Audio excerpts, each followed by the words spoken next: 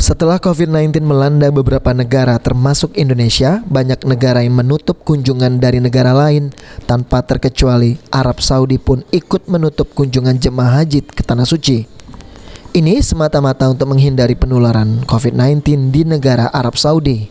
Kini angin segar datang dari pemerintahan Arab Saudi yang telah membuka resmi kedatangan calon jemaah haji dan umroh untuk melaksanakan ibadah ke Tanah Suci. Mendengar kabar tersebut, Kementerian Agama sudah melakukan berbagai persiapan dan tim khusus untuk keberangkatan calon jemaah haji dan umroh. Khusus untuk jemaah umroh, keberangkatan ke Tanah Suci akan segera dilakukan di akhir bulan November ini. Kepala Kementerian Agama Kota Palembang Denny Priyansyah mengatakan keberangkatan jemaah haji akan dilakukan di tahun 2022, sedangkan untuk keberangkatan jemaah umroh akan segera dilakukan pada akhir bulan November tahun 2021 ini.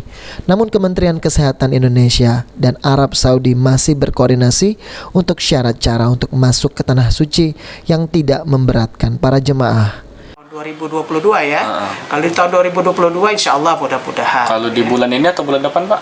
Kalau bulan Umroh ini dia akan fokuskan kepada umroh terlebih dahulu. Di bulan ini sudah ada yang mau berangkat umroh Pak? Insya Allah ya di akhir-akhir bulan November ini ya sudah ada keberangkatan calon jamaah umroh ya. Sekitaran berapa orang Pak dari Palembang Pak? Nah kita belum tahu persis ya karena masih menunggu regulasinya.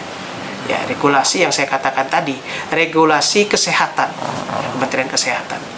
Syarat-syaratnya Pak? Ya, bentuk tim khusus tidak kita Pak untuk keberangkatan umroh perdana ini Pak di tengah pandemi? Ya pasti, ya pemerintah akan membentuk tim khusus. Ya bisa jadi karantinanya itu di embarkasi masing-masing, ya embarkasi nasional, internasional, dan memang embarkasi yang sudah diakui ya itu.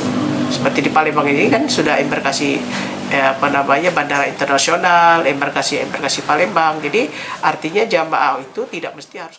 Denny juga menghimbau kepada para jemaah haji untuk bersabar dan bersiap diri untuk berangkat ke Tanah Suci.